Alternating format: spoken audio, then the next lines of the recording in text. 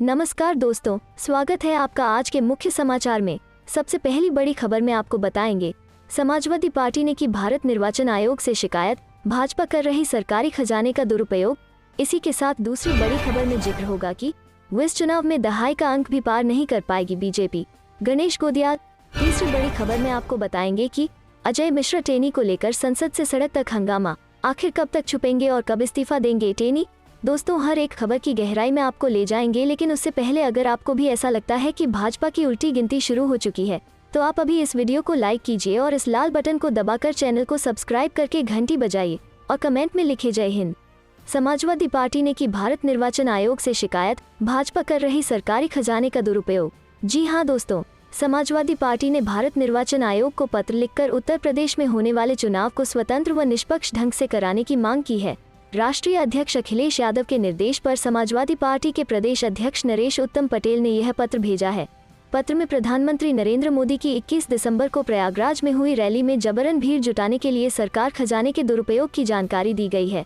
Samajwadi party के मुख्य प्रवक्ता राजेंद्र चौधरी ने मंगलवार को बताया कि भारत निर्वाचन आयोग को सूचना दी गई है कि प्रयागराज, इलाहाबाद में संपन्न हुई जनसभा में जबरन भीड़ जुटाने के लिए उत्तर प्रदेश परिवहन निगम की हजारों बसों से लोगों को सभा स्थल तक पहुंचाया गया।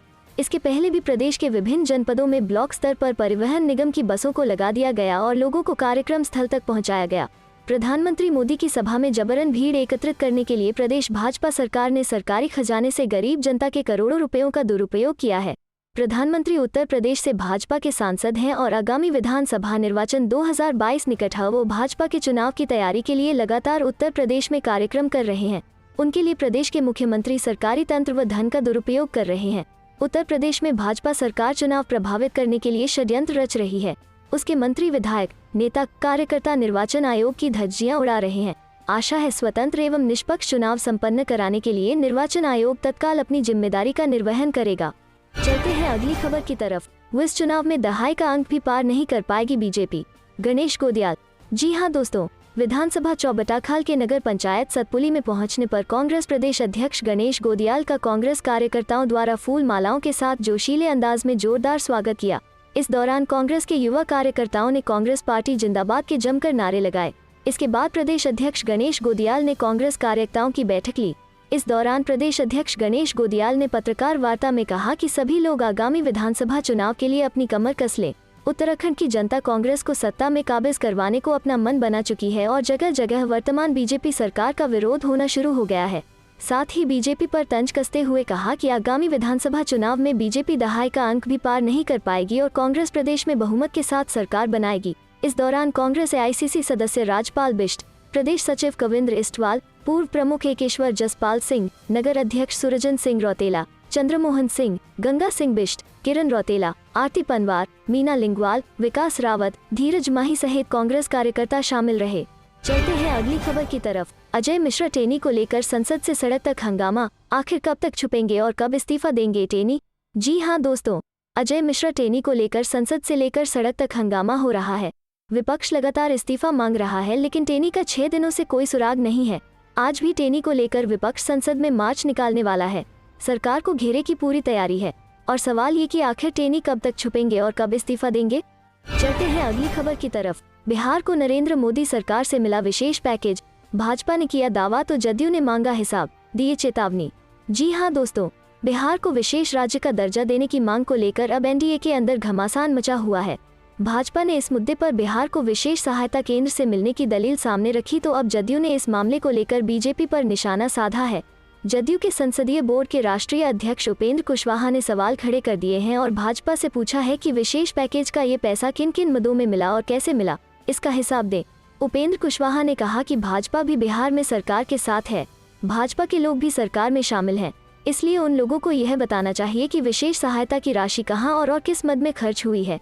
बिहार को विशेष राज्य का दर्जा मिलने के मुद्दे पर उन्होंने कहा कि इसे राजनीतिक मुद्दा बनाने की जरूरत नहीं है। अगर नीति आयोग की रिपोर्ट में यह माना गया है कि बिहार पिछड़ा है तो बिहार को विकसित बनाने के लिए केंद्र को इसे विशेष राज्य का दर्जा देना चाहिए। उपेंद्र कुशवाहा ने भाजपा को सलाह दी और कहा कि विशेष राज्य का दर्जा के लिए सभी पार्टियों को मिलकर और खासकर भाजपा के लोगों को इसे ईगो का विषय बना लेना चाहिए और केंद्र सरकार से इस मुद्दे पर बात करनी चाहिए। बिहार को वाजिब हक दिलाने के लिए ये कदम जरूरी है। वहीं आने वाले समय में विशेष राज्य के मुद्दे पर जदयू की तरफ से आंदोलन करने की बात चेतावनी भी उपेंद्र कुशवाहा ने दे दी। बता दें कि विशेष राज्य के दर्जा पर सूबे की सियासत अभी गरमाई हुई है। गौरतलब है कि बिहार को विशेष राज्य का दर्जा मिलने की जरूरत को भाजपा नेताओं ने जरूरी नहीं बताया था और इसके लिए यह दलील दी थी कि बिहार को केंद्र की तरफ से विशेष सहायता मिलती है। विशेष राज्य के दर्जे वाले प्रदेश से अधिक राशि बिहार को दी गई है। वहीं इस मामले पर मुख्यमंत्री नीतीश कुमार ने जब अपनी प्रतिक्रिया दी तो सियासत गरमाई। सीएम नीतीश कुमार ने बिहार के लिए विशेष राज्य के दर्जे की मांग को दोहराया और प्रदेश को विकसित बनाने के लिए इसे जरूरी बताया, जिसके बाद जदयू ने इस मुद्दे पर सक्रियता तेज कर दी।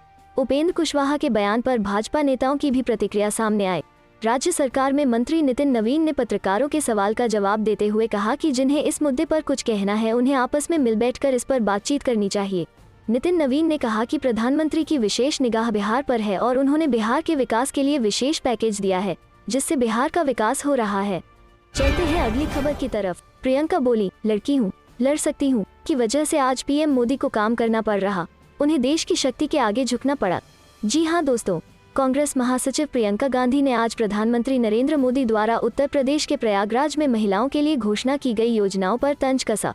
उन्होंने कहा कि लड़की हूँ, लड़ सकती हूँ की वजह से आज प्रधानमंत्री को महिलाएं के लिए काम करना पड़ रहा है। प्रियंका ने कहा कि महिलाएं जग गई हैं, इस देश की शक्ति के आगे पीएम झुक गए हैं। यह उत्तर प्रदेश की महिलाओं की जीत है, जिससे मैं बहुत खुश हूँ। 8 दिसंबर को लखनऊ में घोषणा पत्र जारी करते हुए कांग्रेस महासचिव प्रियंका गांधी ने बताया था कि महिलाओं को सरकारी नौकरियों में 40% आरक्षण दिया जाएगा, साथ ही 10 लाख रुपए तक मुफ्त इलाज की भी सुविधा मिलेगी। प्रियंका गांधी ने अपने घोषणा पत्र में आगे कहा था कि सरकारी पदों में लगभग 9% की भागीदारी है, जिसे हम 40% तक करेंगे।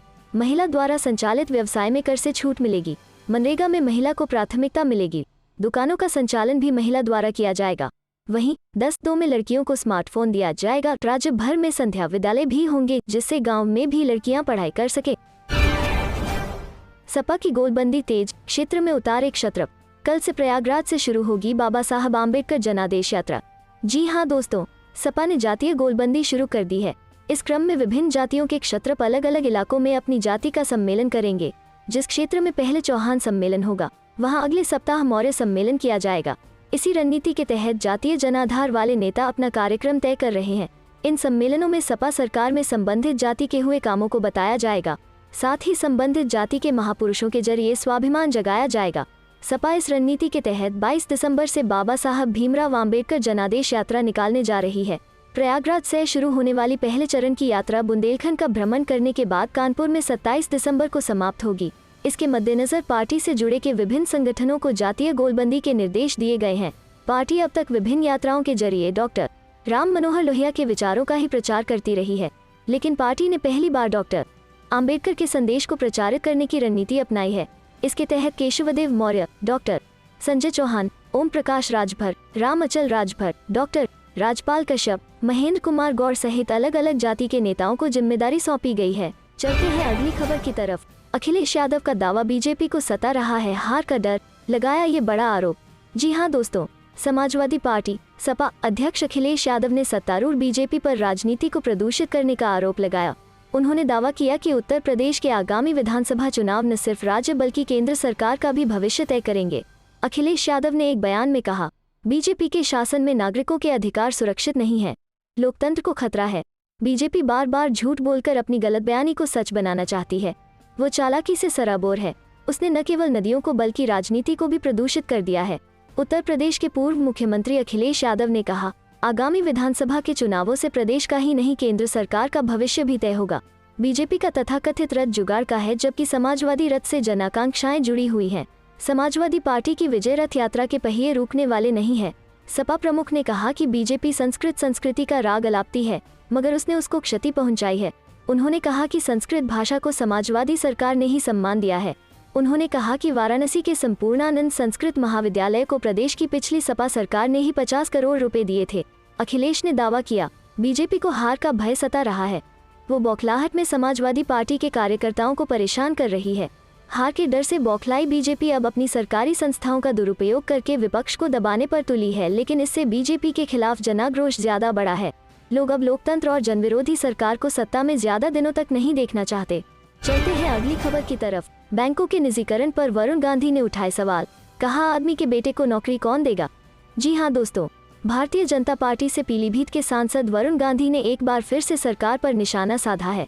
वरुण गांधी ने जहां एक और बैंकों के निजीकरण कर विरोध किया तो वहीं निजी कंपनियों पर हमला बोला। उन्होंने कहा कि किसानों के हित में केवल मैं खड़ा हुआ था, बाकी किसी सांसद की हिम्मत नहीं हुई। बरेली के बहेड़ी में अलग अलग गांव के निरीक्षण पर पहुंचे वरुण गांधी ने सरकार पर हमला बोलते हुए कहा कि अगर बैंकों का निजीकरण होगा तो जो 10 लाख लोग बेरोजगार होंगे उनको दोबारा रोजगार कौन देगा, उनके बच्चों को कौन खिलाएगा।